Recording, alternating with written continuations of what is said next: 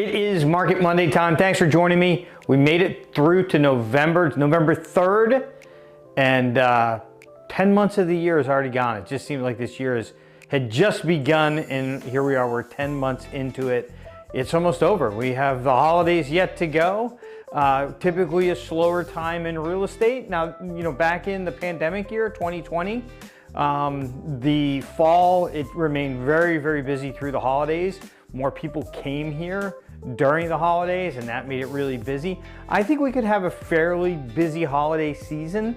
Why? Because of the pent-up demand. There's so much pent-up demand that every time we see interest rates dip a little bit, we see a whole group of buyers jump in, make offers, get properties under contract and close on them. And then interest rates bump back up and things slow down. So when we get kind of a permanent interest rate adjustment, if we can get those interest rates below 6% consistently, we're gonna see, I think, a tremendous amount of activity. I've been talking about it. The numbers that we're watching week after week are showing it to be true. So let's get into the numbers. The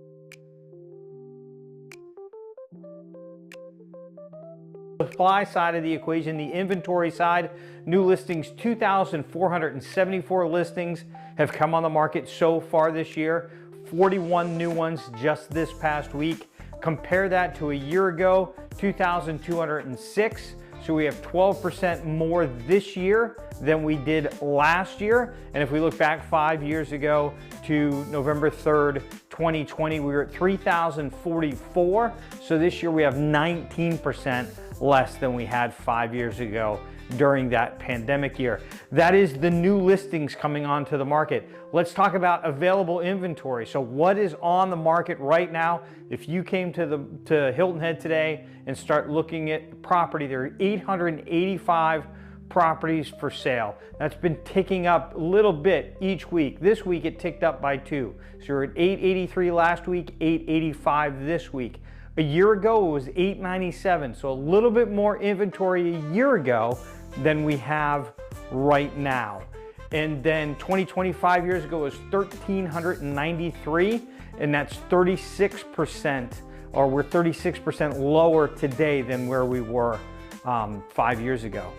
That is the inventory side. So inventory is down just a tick over last year. That's the message. The sales side, pending sales, properties going under contract. We had 36 this week, bringing us to 1,746. If we compare that to a year ago, we're at 1,672. So new sales are up, pending sales are up about 4.5% year over year. If we compare that to where we were in 2020, it was 2,963. And so we are about 41% lower now than where we were 5 years ago. So inventory is up a little bit. Pending sales are up a little bit. Closed sales, we had 42 this last week, bringing us to 1,698. A year ago, we were 1,656. So we're 2.5% higher in closed sales than we were a year ago. So again, same thing holds true. Sales are up a little bit, inventory is up a little bit, and you'll see prices are up a little bit. If we look at closed sales a year ago, 2,629. So we're 35% lower now than where we were 5 years ago in terms of closed sales. Absorption rate, we're sitting at 5.1 months.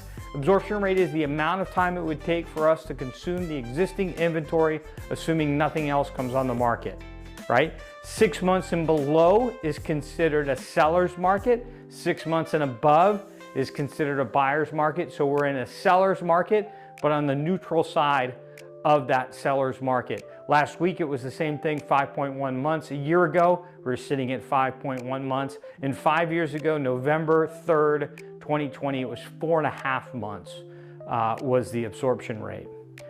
Days on the market, the amount of time it takes for when a property comes onto the market for it to go under contract. This number's been astonishing over the last couple weeks. Just a couple weeks ago, we were in the 80s. Last week, we took a huge dive and down in days on the market to 38. And you would think this week it's gonna come back up a little bit. Nope, it didn't, went down again. So we went from 38 last week to 33 this week. another reduction of 5 days. What does that say?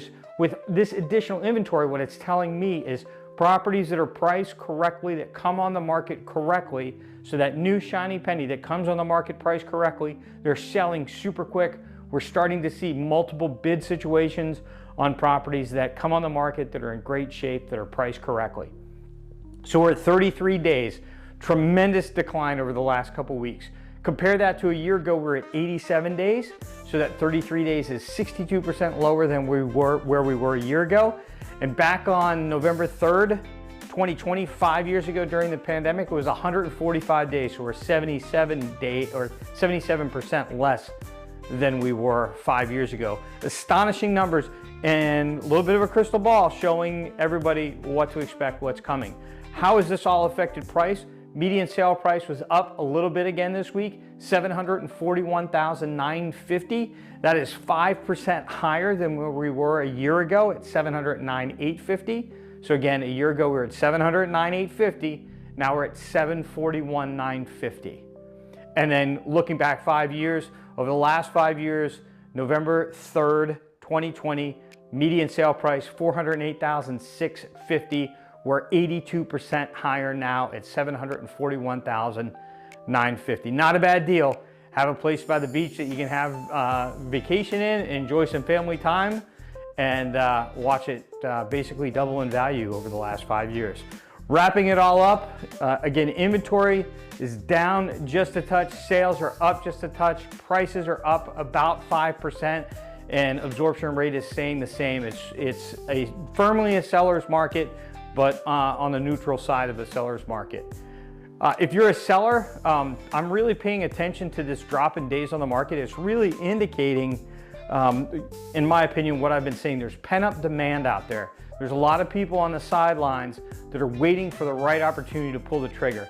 For some people, the right opportunity is interest rates getting to a level that they're comfortable with. For other people, it's just, I like that house, but I wouldn't pay what the seller's asking. Seller comes along and pays a price that the market likes, and those properties are being grabbed immediately. It's really, really quite astonishing how quickly that has changed. If you're a seller, price is everything. Don't come on the market to test the market. Come on priced right, and the market will test itself for you in the form of multiple bids. If you're a buyer, just think about what I told the seller. What a seller wants in this market is certainty. We've seen deals fall apart because of things like appraisals, those kind of things. So if you can make an offer without contingency, a strong offer with a lot of earnest money, where a seller knows that you're going to close and all they have to do to move on with their life is sign on the dotted line, we're seeing lots and lots of sellers kind of take those offers that may surprise the onlookers. And so don't be afraid to make an offer. Make it a reasonable offer. Don't insult the seller, but make a reasonable offer based on value. Don't insult the seller telling them that their house needs work.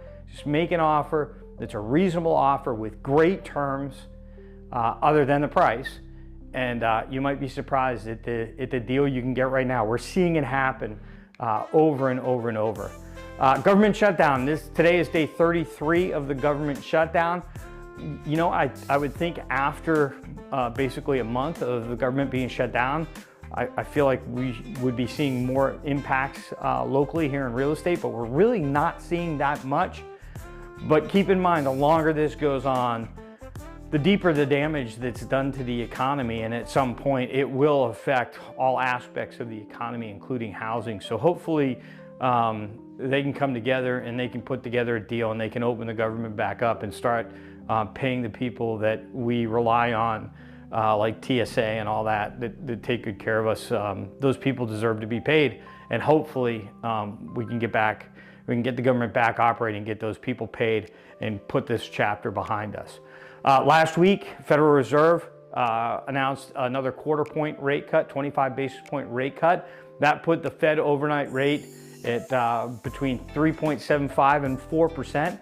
Now, like happens typically right after a rate cut, and I think, you know, maybe it's because the market is hoping for a 50 basis point rate cut and they only get a 25.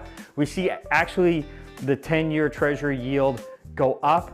We sometimes even see interest rates go up a little bit. This time it's no different.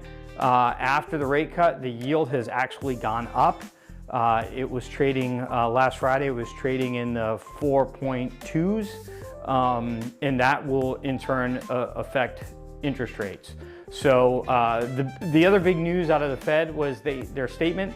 They kind of changed their language a little bit, which is interesting, right? Because the Fed is, it needs the data that the federal government provides about unemployment and all those kind of things to make their decision, but they're not getting that information because the federal government is shut down.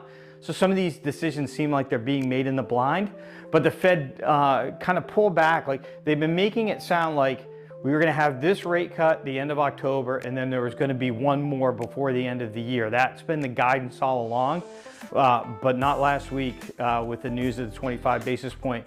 I think they became a little bit more ambiguous on whether or not there would be another rate cut before the end of the year. And last week's stock market didn't like that towards the end of the week. For sure, they didn't like that.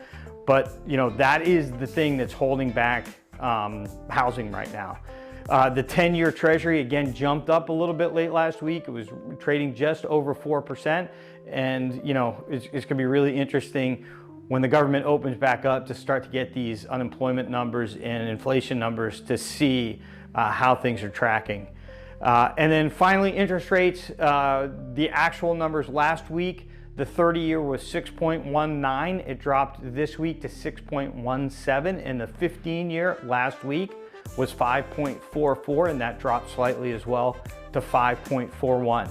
So that's it. Thank you for joining me. Make sure before you close out this video that you click that subscribe button, hit the notification bell, and we'll see you next time.